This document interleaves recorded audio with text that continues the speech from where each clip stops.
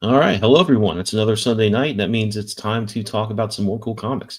I'm here tonight with Madeline Holly Rosie, who's going to talk about her book Morgana Pendragon. Let's bring her on. Madeline, how you going? How you doing? I'm good. Thank you very much for having me on the show again. I really appreciate it. Oh, thanks for coming back. So I'm excited to talk about the book because I'm a big King Arthur fan. I've tried a few times to kind of write a story in that world and really couldn't get my arms around it, but it looks like you have. So Morgana Pendragon is doing really well. Has a 376 backers and is kind of just starting out. It looks like on your campaign.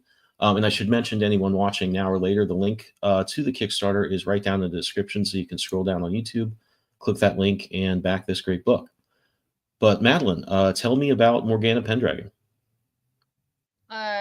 Well, as we like to say, the elevator pitch is about having lost her magic when she fled England 20 years ago.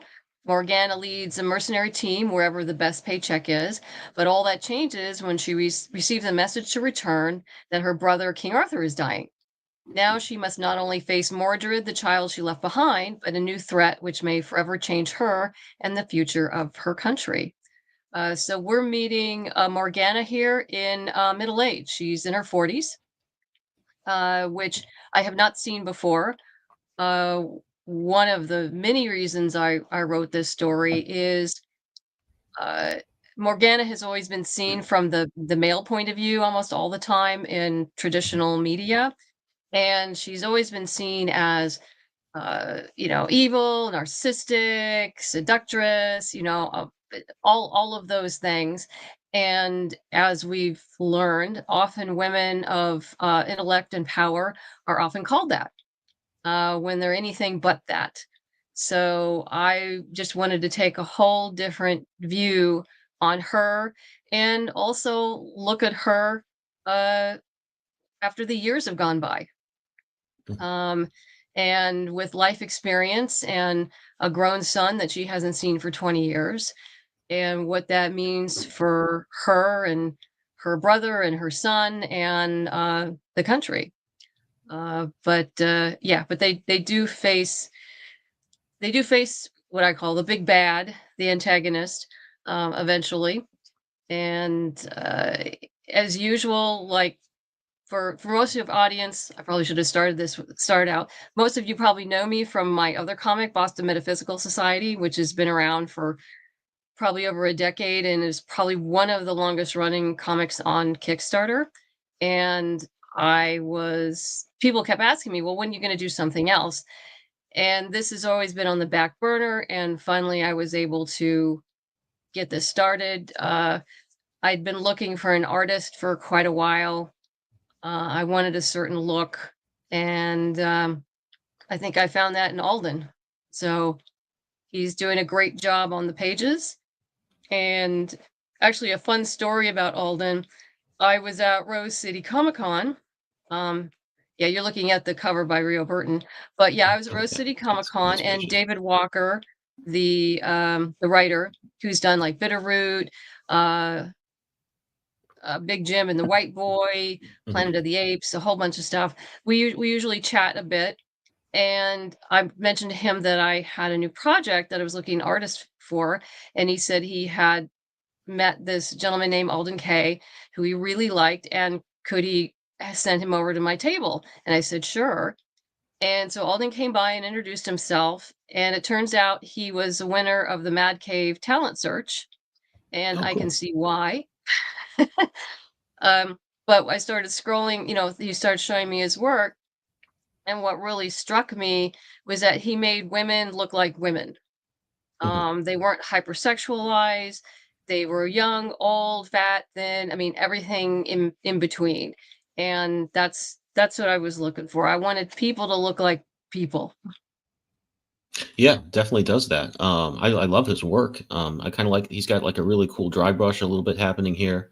The colors look fantastic. I'm guessing this is the same person that colors Boston Metaphysical as No, well. Oh, it's not. it's Okay. not. It's not. Warnia Sahadewa is the colorist on Morgana. Mhm. I've worked with Warnia before. She's done some short stories, Boston Metaphysical short stories for me. Mhm. But the current colorist on Boston Metaphysical is Katie Brown. Oh, okay. Okay. Well, you got some great colorists in your group there. This is also fantastic stuff. I That's one of the things that stuck out to me when I was scrolling through this earlier is that the colors are really good, and I think that's something over the last few years I've noticed on Kickstarter books. Sometimes the coloring wasn't great, even if the line art was up to snuff. And I think in the last year, I've seen so many books where the level has just been raised on that to something I think compares to the big two. So it's really nice looking. But I really, like I said, I love Arthurian stuff. I think my entry point was John Borman's Excalibur, which Oh, probably yeah, of I remember any that. Morgana portrayal probably does her the worst. And I think it's Yeah. almost, if you look at some of the different stuff that's been done before and after that, even Mordred, I think there are so many takes in the character where Morgana's good or bad or somewhere in between. Nobody, I mean, that was almost the most comic booky version of the Arthurian legend, which probably is why I like it so much. But the Borman movie. But I think that there certainly is, once you delve into stuff from that, if you're from my age range or whatever brings you to that, whether it's Sword in the Stone or Once and Future King, you end up seeing, okay, this is a take where here's why Lancelot did this. Here's where Gawain obviously is all over the place. Mhm. Mordred can be good or bad. There's this Vortigern guy that comes up now and then. So I think there is a real opportunity to do what you've done, where you felt like there's something that people today will notice in their lives, women who are kind of not don't like how they're treated when they act a certain way, which I think is kind of what you were kind of describing a little bit before, Yeah. and Mhm. craft that onto Morgana, who definitely has that same thing happening. And I think even if you're whether you are new to this, it's just a cool character. If you're a little more into the stuff and you've seen, okay, there are a lot of nuanced portrayals of these characters, it certainly fits in there the spectrum of places that we see these characters taken. Yeah, and I also thought since she is working as a mercenary and she has a mercenary team in this world that I've created, that I wanted that mercenary team to reflect the wider world. Mhm, Unlike popular portrayals of medieval England, as well, essentially being lily white all the time. mhm, Uh, During the 5th, 6th century CE, there was a Silk Road, which mhm, is, by the way, for those who don't know, the Silk Road wasn't just one route, it was multiple routes, like 5 or either 5 to 10 different routes between mm. Europe and Asia, and people traveled. People of every, race and culture, they traveled throughout the world, and so I wanted her team to reflect that as well, which just makes it more interesting. Yeah, I mean, I think there's a good opportunity there with Arthurian stuff. Is you've sort of got I don't know exactly what points you're putting in the story, in your kind of timeline, but you have the Grail quest where these guys just, hey, he tells them go everywhere, look for this thing. I think that's a natural point of entry to bring in other cultures and things like that, and make it work. I think in the Green Knight movie a few years ago, they kind of did that in a way that just was just, I mean, just seemed so smooth. It worked out perfectly. Yeah, but it's been a fun story to work on. Alden has been great. Warnia is, I mean, he cranks. I love Alden. Man, he works so fast. It's like, yes, yes, I love artists. I love artists who do that. He goes like, oh, I have another page. And we're like, oh my God, oh my God. Um, it's so wonderful. Yeah, we're over halfway colored through the first issue, Hmm. and so hopefully Warnia will be done in the next couple weeks, and then it'll hand it off to Troy for Hmm. lettering. So we're in good shape production wise. Wow. So we've talked to a lot of artists lately in the last few weeks that are so fast. I'm beginning to really feel bad about my page output. I talked to Dave Schwartz a few weeks ago, who I think turns out, in addition to having a day job most of the time, I think turns out 2 pages a day of stuff that's a lot like this work actually, a lot of similarities in the style. So I'm getting really, I'm gonna have to turn up the speed on my stuff here. I'm falling behind here. But yeah, I mean it's Well, obviously high quality work as well. yeah, yeah. It's fun, and it's also great to work with. new artists and new colorists because I also learn stuff. Because I have conversations and I get different points of view from them because they'll have questions about the script. Well, they say, "Well, Mhm. what about this? Can I change that?" And I'll go like, "Well, yeah, that sounds cool. Do that." So I love the collaboration. I mean, there is a reason why we hire artists, and that's Mhm. we want them to be artists. We want them to be creative. Mhm. Well, yeah, I mean, I think there's such a it's great when So that yeah, happens no, because it's been an yeah. interesting journey. Yeah, that's great. I think there's such a that's I mean, if I have any I wouldn't say advice, but anything with writers, I've had good interactions and bad.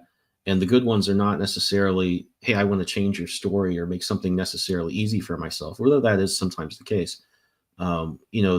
There's so many things that just logistically when you're writing a story and you're translating it to visuals, there are ways to streamline things or make sense. And a lot of good writers will say, okay, yeah, this needs to be made clear in a different way and kind of let you do that. And in a lot of cases, that makes me, when I'm doing stuff, add panels rather than simplify things. But it's always great to have that collaboration. And I think there's kind of a step, I wouldn't call it editing, but when you're taking something and translating into visuals and panels, there is kind of a thing like, wait a second, we need to, this thing that needs to be made clear by, page 5 isn't being made clear at any point before, and we need to figure it out.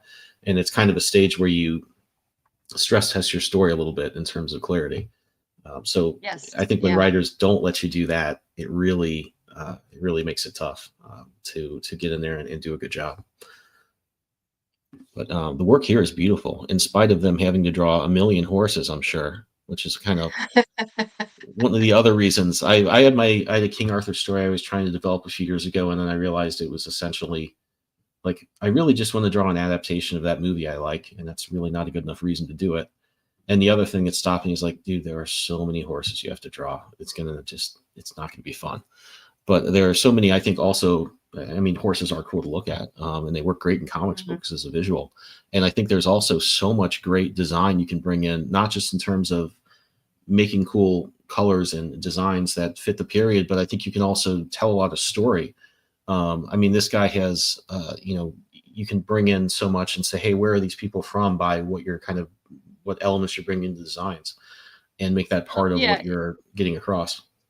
yeah, absolutely. I mean, the reference material I gave to Alden, particularly, for armor, is my characters do have a mix of cultures with the armor they wear, and there's Mhm, a reason for that. They've been around, and mhm, they're going to find that as they're fighting and different cultures will have different weapons and armament and helmets that may work better for them than what is traditional from their culture. And mhm. so you will see a mix and match of cultures in the armament they wear. Yeah, I mean, I think that's such a cool thing to take advantage of. Just because, like you said, the storytelling, you can just show someone with, oh, their armor is from this place or their dress is from this place. I don't have to necessarily say, hello, I'm this person, and I joined up with the crew when we were there. It just gets it Yeah. across simply and visually, and you can move on to the story. And it just gives you so much more to work with. Did you kind of come up with those designs on your own, or come up with prompts for your artist, or did they run with it? How did you kind of collaborate on Oh, that? I had prompts. I Hmm. do a lot of research and I pull the visuals that I want, images, and then I always send it along with the script. And if they need any other visuals, I do the research and I send it to them. Hmm. Yeah, I think you described a little bit of that process last time we talked about Boston Metaphysical, and that's, I think, really great for your artist. It takes so much time to draw a page, although probably not as much for these guys as it does for me. That anything the writer does to make that easier is always so appreciated. And I also, I mean, personally, I get lost when I'm doing my research because I love looking into things like that. Oh yeah, it's research, historical So it's a little research. bit It's of fun very too. easy to go But yeah, down I that think rabbit that's a hole and great thing to not do. yeah, and not come up. So I don't want the artist spending their time doing research. I Mhm. want them to go be an artist. So it's Yeah. like, here's a Dropbox folder full of all of these images of, you know, this is the Persian helmet that Getty wears, and this is what, Lena wears, and this is, all the clothing. Mhm. armor, the tents, the type of tents. So Mhm. the tents are eh, close to being uh, correct for the period Mhm. that we're seeing. I mean, obviously, there's always going to be some artistic license, which is fine. But if it kind of falls in the general gist of it, I'm happy. It doesn't have Yeah. to be absolutely historically precise, but in the vein of that. Yeah, I mean, I think that's a struggle, especially with Arthurian stuff. Like I always get into this trap where I want things to be super accurate, and even when it's not necessarily called for, in some stories it is. But I was finding in my research, and I think I kind of knew this stuff, but I think it's generally agreed King Arthur was about 600 BC or something like that, Yeah, and or in that area. So there was some Roman yeah. influence, if you're going to be, and I think so, there was another movie that really played up that part of it around 2000. But I'm like, God, I really want to have the armor that you think of as King Arthur having, but that wasn't invented to that level until like I don't know, like 1500 or something like that. So Yeah. really, it's a struggle, I think, to incorporate the iconic stuff that you think of when you think of King Arthur, and at least try and keep it, semi-realistic in terms of the time period.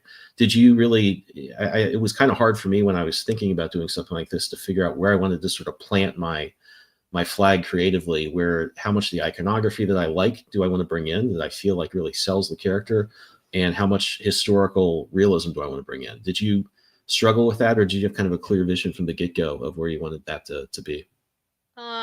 Well, after doing some substantial research, my brain kind of automatically filters out what I want and don't want and what will Mhm. work within the confines of the universe I'm creating. And so as far as, Arthur's as legend goes, Arthur's successor was supposed to be Constantine, who I believe was a cousin of his, Mhm. and so in this case, yeah, he's in the line of succession. Um, we never meet him in this instance because he's relevant but not relevant for the story at hand. Um, but yeah, there's I don't have. I mean, Lancelot at this point is long dead. Most Mhm. the Knights of the Round Table are long dead. I mean, it's been 20 Mhm. years, and so most of the iconic characters are gone because I mean the central focus of the story is Morgana, and the central Mhm. relationship is between her and her son. Um, Yeah. so everything is else is kind of on the sidelines. Yeah, I think that's a smart way to approach it, because that's a strong. I mean, that's just such a strong thread. She's coming back to the son she hasn't seen in 20 years after living this whole other different interesting life. Obviously, I hope I'm not spoiling anything, but I think from your description, a bit of the drama is she kind of lost her powers when she left England a little bit, and I assume that might be Yes, a yes. story point going forward. So I think the return and focusing on that is probably like the strongest thread for the character that you really, attach to as your main character, taking you on that sort of emotional journey. And I think you definitely do have to fence off, like, if you don't address, hey, where's Sir Lancelot? Everybody, I think, with this is kind of wondering, if you don't address it right out the gate, say like, okay, are they going to come here now? Where's Merlin? Where's these guys? Because we have this cast of characters in our head, and I think it's one of a really important thing to kind of establish how realistic it's going to be versus how fantastic, and say, hey, this is the game rules of the world that these characters have to wrestle with and figure out, and lets you focus on. I mean, I almost just read that first part of your description where she's coming back to meet the son after 20 years. I mean, I want to know how that's going to go. That just seems like there's so much drama to be mined there. Oh yeah. Oh yeah, absolutely.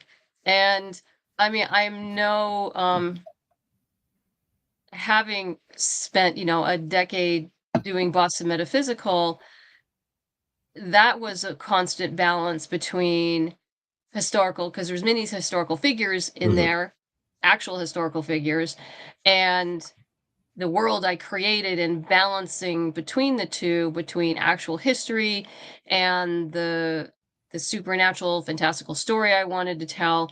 So I've had practice balancing this Hmm. between uh, the legend and history and the story I want to tell. So uh, and focusing on Morgana as a middle-aged woman.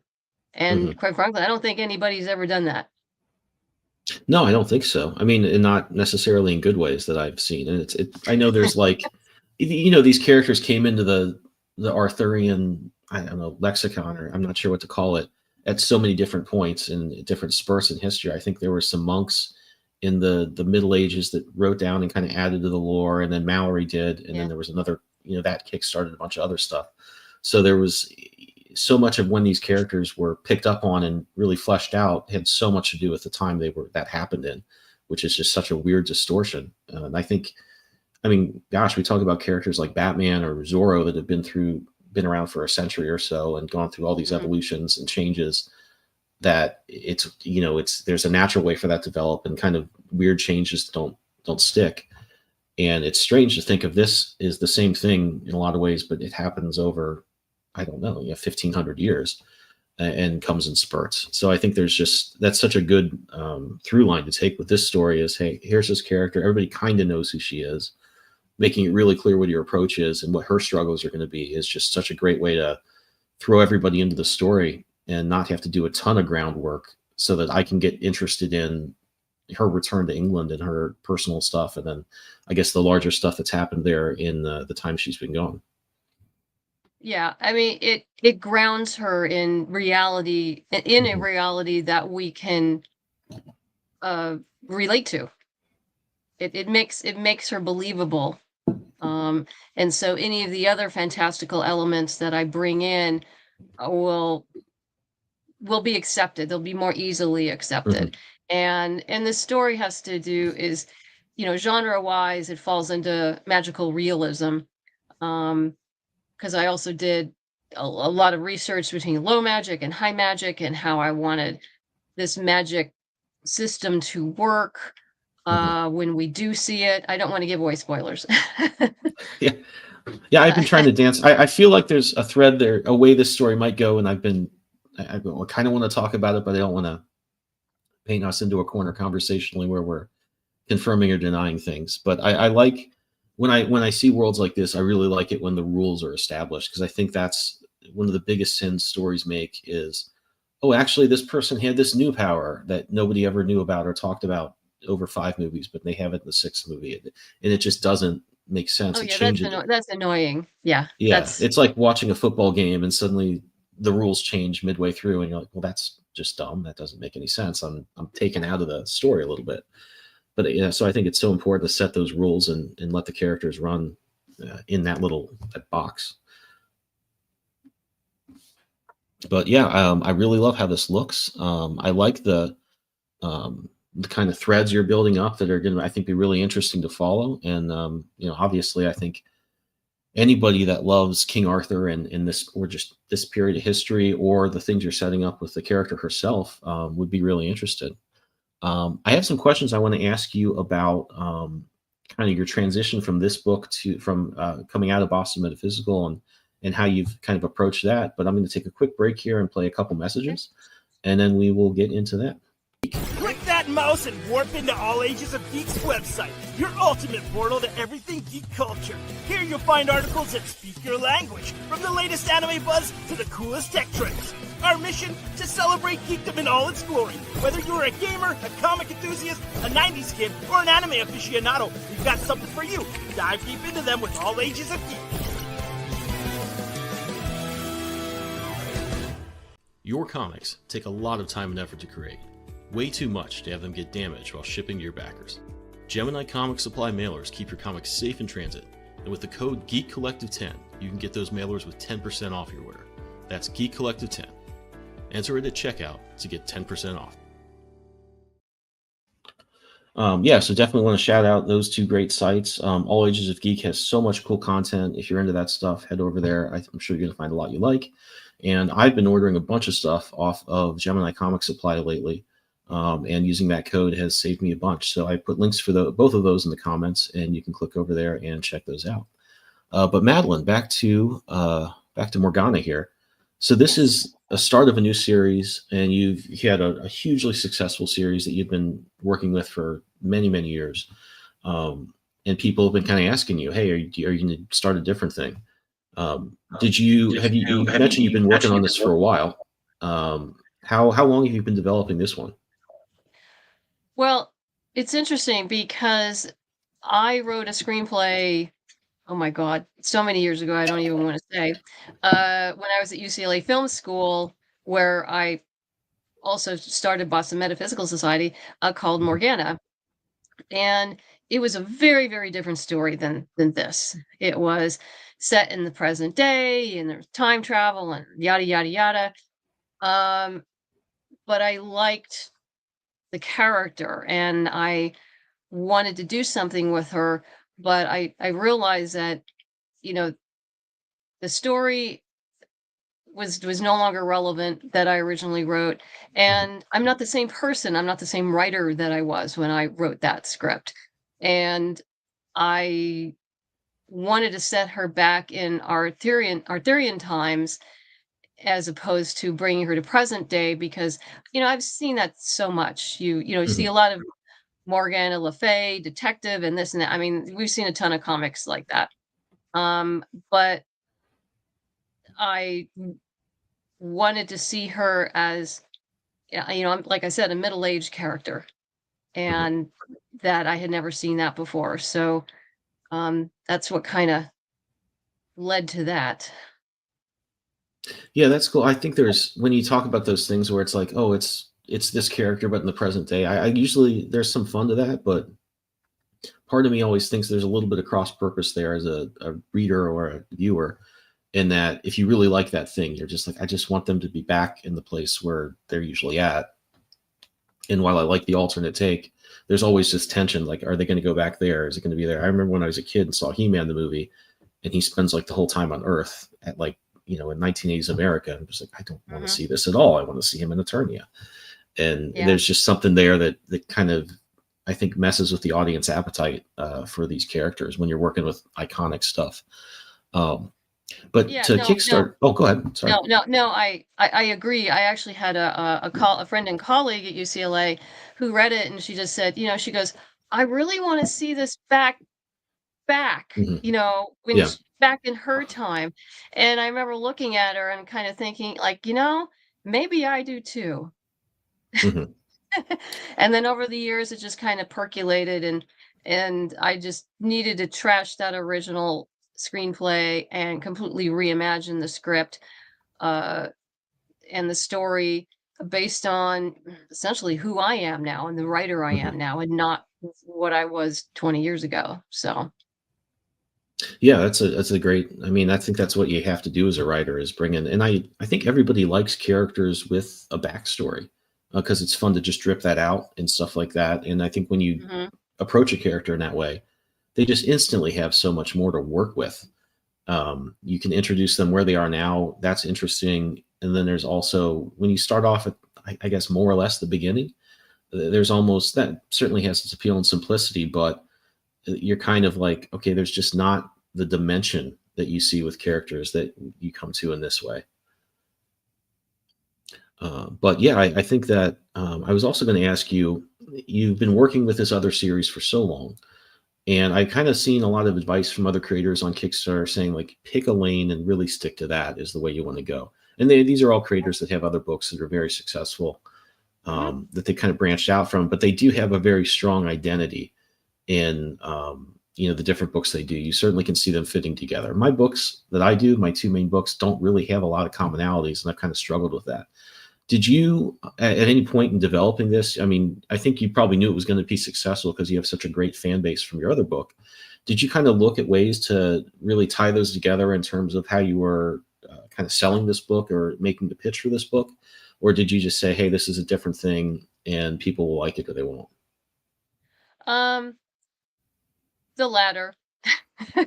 It's just like, hey, Good. I because I know some of, my fans from Boston Mhm. Metaphysical, they'll be all in. They'll be like, Hmm. "Hey, yeah, this is cool. Let's go do this."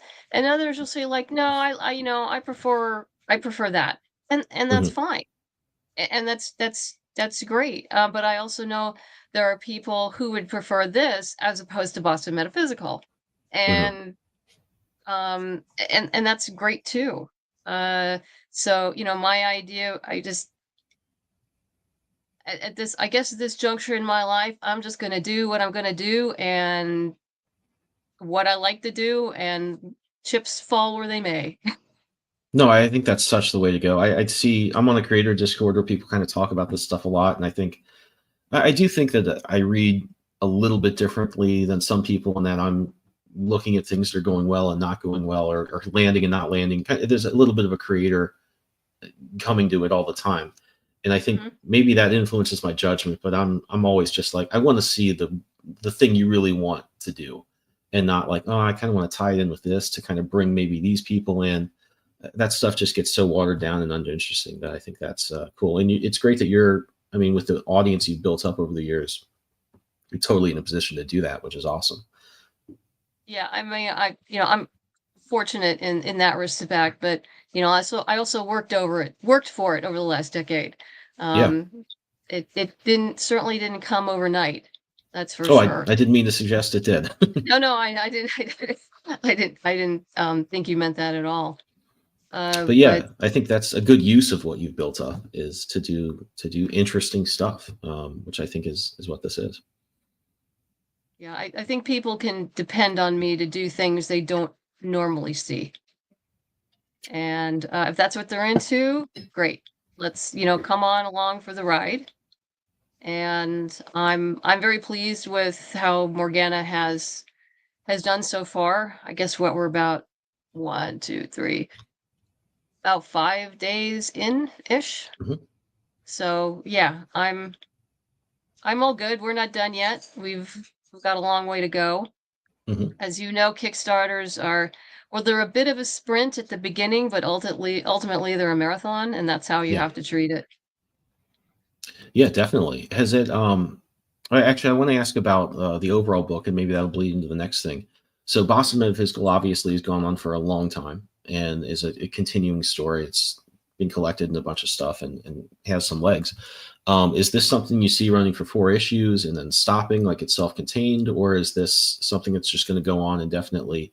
That you have like other arcs planned for it? Well, definitely I have the 4-issue miniseries mapped out. Okay. Um, I will probably add more to this. I'm not sure what yet, and it will probably come to me as I continue writing the issues. Hmm. It's kind of an ongoing creative process, particularly as I dive deeper into the supporting characters because they have interesting backstories themselves. Hmm. Um, but yeah, I do have thoughts of where this is going to go after this. Um, but any hard definitive plans? No, not yet. My plate's a little full right now. I'm I'm in the sure. I'm doing 3 projects right now. Obviously, this Kickstarter, writing almost done with writing issue 2 for Morgana. Uh, the art is being done for issue 4 of Boston Metaphysical Pikes Peak, which got delayed. And I'm also finishing up on Lady Mechanica #2. So it's That's a lots of lot. spinning, It's certainly a lots of lot. spinning plates. So when my brain gets a chance to rest, actually what will probably happen is I'll be listening to my audiobook on the elliptical machine at the gym, and all of a Hmm. sudden I'll go like, "Oh, Yeah, no, that's that." how it happens. That's how it Yeah, happens. yeah. I've kind of found that I can. I worked on one series for like a long time before I actually found a publisher and then really started it for real. And Mhm. I found that those years I spent developing it, it's cool that I'm an artist and I have a lot of back matter to put in the collections, so it wasn't a complete waste. But a lot of it didn't feel like it at the time, but it was spinning wheels. And I think that as far as not just the initial story I was developing, but what I would do with the character afterward, really just only started coming to me when I was actually working on the real comic that ended up, that I ended up producing. Like once it became real and I set the world down a little bit, and I was like, okay, this is established. Suddenly, I was just flooded with ideas for more stuff to do with the character and different things I would do with them as well. And it didn't happen until I was like sitting down and doing the real thing.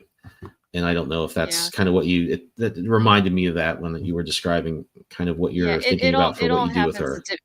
yeah, I mean, everyone is different and everything happens at different times for different people creatively, which is fine. That's how it works.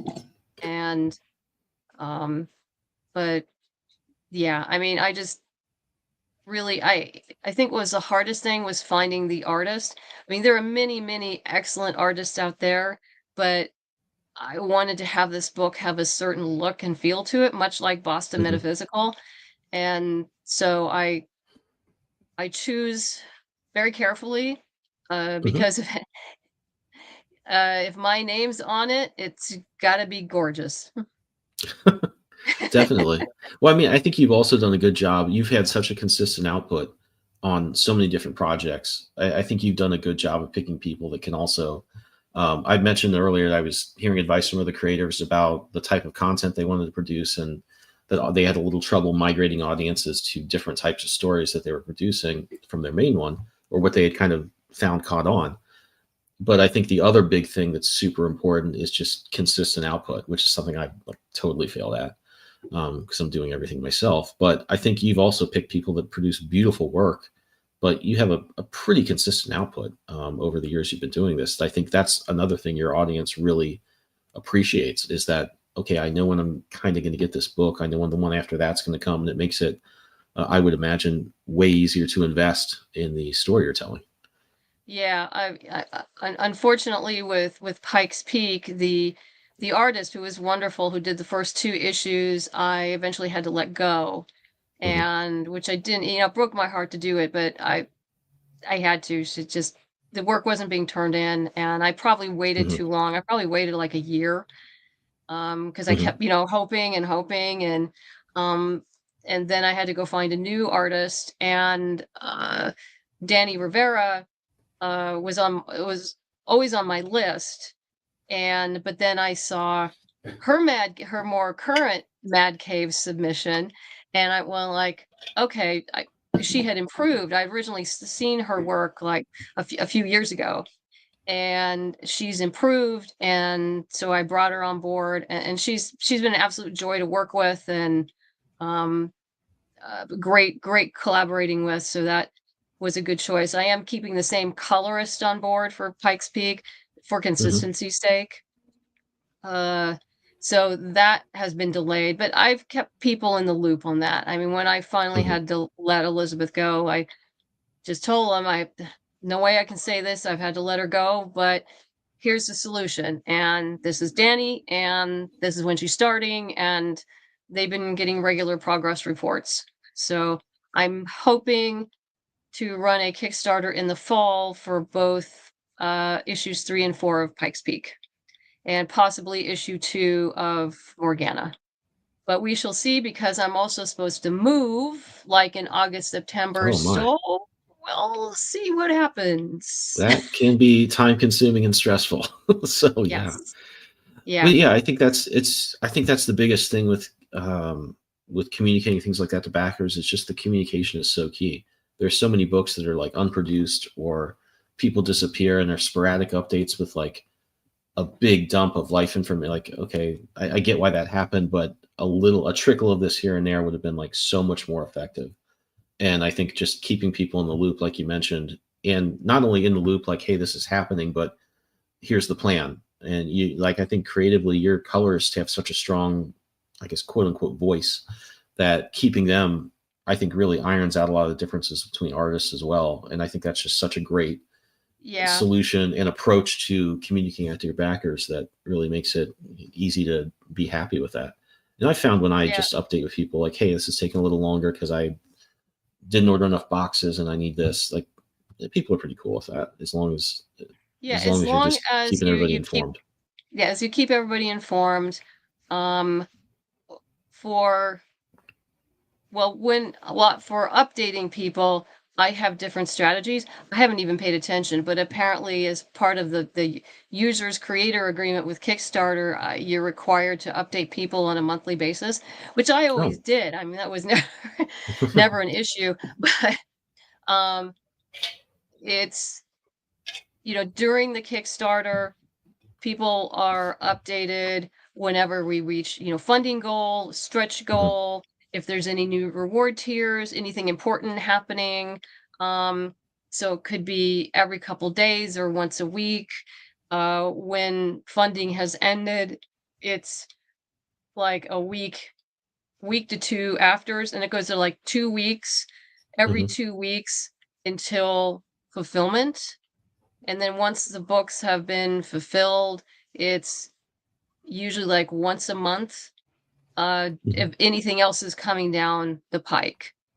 Mhm. So I had one creator stop me at a con once and say, he goes, whenever I get one of your updates, it tells me that I need to go update my Kickstarter as well. So he uses me as his scheduler, which I thought was really funny. I'm like, okay, well, I must be doing something right. So, Well, I think you are, and I like that you have a system to it because I'm always like the sort of like relevant updates, sort of like, oh, I just got this, now I can do that sort of mechanics mhm. happen kind of sporadically. And I kind of struggle with something like, oh, I've been bugging these guys a lot. I shouldn't send this one out now, even though I just got an important update versus, well, it's been a month, but nothing's really changed. So I don't want to bug them. And just having that system in place would probably eliminate a lot of the head scratching on my part over, should I do this now? Should I wait a week when this has actually come through and I know about it? It would probably be better just to do what you're doing and say, hey, it's been 2 weeks. Here's what's going on.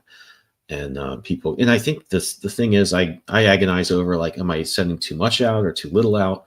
And the truth is, like, half the people, if that, don't even see the darn update or the message. Oh, So, yeah. No, that's which, that's true. But fortunately, if there's ever any question or a problem, yeah, they can always go to the Kickstarter page and see the whole list of yeah, updates and read anything that they've missed. Um, if there's ever any question at all. But yeah, no, I do try to, that whole balance of updating too little, too much. I know it is a delicate balance, and this has seemed to have worked for me. hmm Um, it seems like and the right amount. yeah, it seems, yeah, it seems to work. It seems to work well. Yeah, yeah, very cool Uh, stuff. have you seen the I trailer?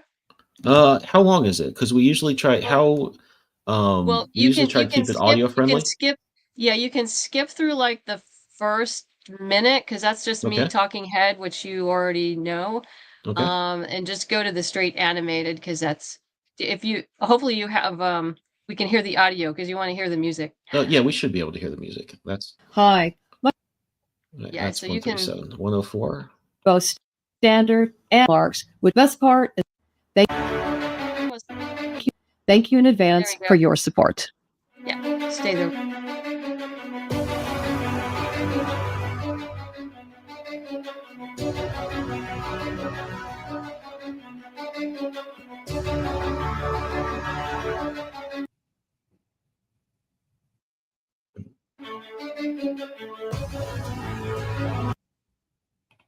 Was it Sorry, not I'm a little happy? bit. Yeah, it's not liking to use this player, but let's give it Okay. another chance.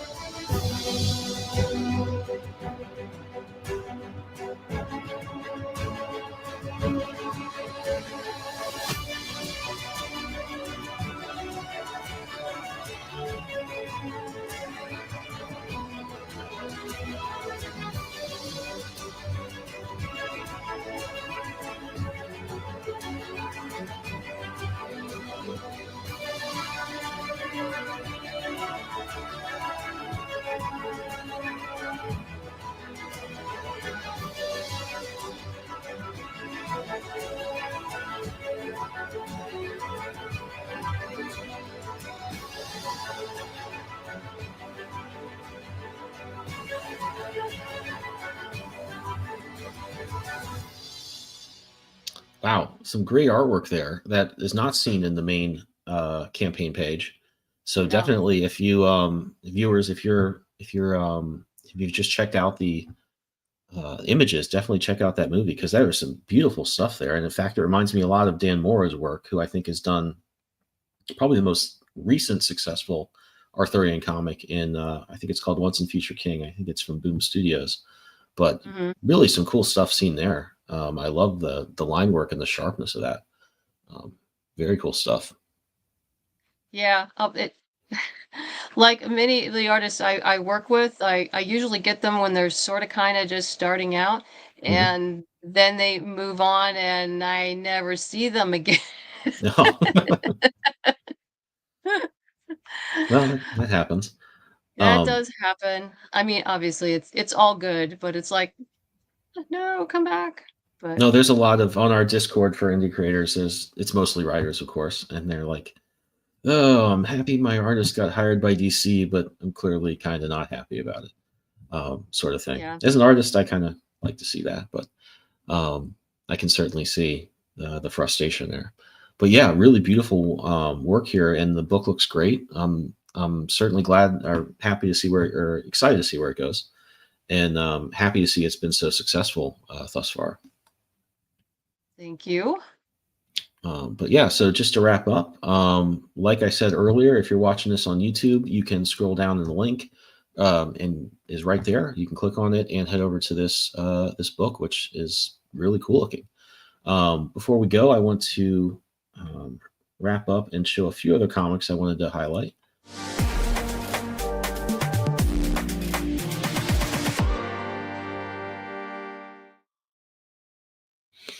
This one, Angel Hunter, is from Richard Davis. This is in pre-launch, and we were actually supposed to talk to Richard a few weeks ago. Couldn't make it, but we will probably have him on soon. This is a really cool-looking book. It's kind of angels and demons and things like that. It's a good anime influence, and I'm excited to learn more about this when Richard can come on and talk to us. But in the meantime, you can hit on the links, the same place the other links have been, and get on the pre-launch list for this one. I also wanted to mention Orson Welles' Warrior of the Worlds. I'm a big Orson Welles fan, and I love the 30s era as well. So this one is, I think, a really fun-looking book. Has 9 days to go. It's done pretty well. Has a little bit to go before it hits its goal, but I think this is just such an interesting take. Great visuals, great story. I think everyone's familiar enough with the events of this and the characters involved that it's easy to jump into. And I mean, just look at that. Who wouldn't want to read more about this? So head on down to the description and click the link to get on and back this book here. Next one I want to talk about is from Joey Galvez, my co-host, and some other great creators called I Need Your Skin, which is kind of a supernatural horror comic. Some great artwork here. I've seen a bunch of the pages. Joey actually just sent me a few images that he'd like me to share, so I'm going to bring those up here. I think some of these you'll see on the page, which I'll scroll down to see. He also sent me this image that you can get the second issue for half off. So I think kind of an exciting way of structuring the campaign to try and keep readers tied in for that second issue. But the pages look great here. The story is very interesting. It's kind of someone afraid of getting older that has to make a bargain to kind of prevent that and the events that unfold afterwards. So definitely head over and get on the pre-launch list for this one, which will be launching pretty soon. I know they have a lot of the work done aside from the cover I need to do, which I need to get started on after I wrap some other things up. But this one will be ready to go pretty soon. So if this is your jam, I think you're really going to like this one. Great art, great premise, and everybody who's involved with this story, with the writing of it, is just incredibly excited because I think they hit upon a really good concept here. And the last thing I want to show is my book, We Are Scarlet Twilight, Cobalt Crisis Part 1. This is essentially Crisis on Infinite Earths, or Secret Wars if it had happened in the 1940s during the golden age of comics. So you've got all the atmosphere of the shadow pulps or the early Batman and Superman comics, but the types of events we saw in the 80s when you started seeing these big crossovers with, continuity changes and characters dying and changing, time travel, all that big stuff done in that old school style. I wasn't sure if I wanted to continue the We Are Scarlet Twilight story until I kind of was reading Crisis again and thought, there's a lot happening here that people like that's really interesting, and we've seen be reinterpreted many times, but we've never seen it done through the lens of like a different era. And I thought, because the first one was really Golden Age inspired and I was playing with those elements, it would be fun to do those things in this style. And it was kind of a good enough reason to go back to the world, revisit the characters, and add to them. So I'm really excited about how the story's turned out. It's fully written. I want to get the first issue at least drawn before we launch, and my last campaign fulfilled. I think I've got about 30 of you left to send stuff to, and then we'll be ready to launch. But you can head over at the link in the description, get on the pre-launch list for when we launch, probably in the next month. But I think that'll do it for today. I want to. Those look good. Those look good. I have to No, go. I have thanks. to go check. I have to go check those out. I hope you will. I hope everyone else will, because obviously a bunch of really cool books. Joey's comment here is my cover is going to be cool. It's like, we'll see. I'll do the best I can. But they have a really cool concept. I'm excited to jump into that one. And yeah, the world for Scarlet Twilight is going to be really cool. I think I keep adding dialogue to some scenes and fine tuning them, but I'm just really happy about how it's coming together. So I think if you're into that stuff, it's going to be a fun ride. But I think that'll do it. Just want to remind everybody to head over to Morgana Pendragon. I really love the book. I love anything Arthurian, so I'm excited about this one. And you have 25 days left to back it, but I hope you'll do it now. I think that'll do it. Great. Madeleine, Thank you so much for having me on the show, Ben. I really appreciate it. likewise, thanks for coming back and sharing this really great book with us. Thank you. So like I said, the links for all these are in the description. You can click over there right from there and head over to Kickstarter.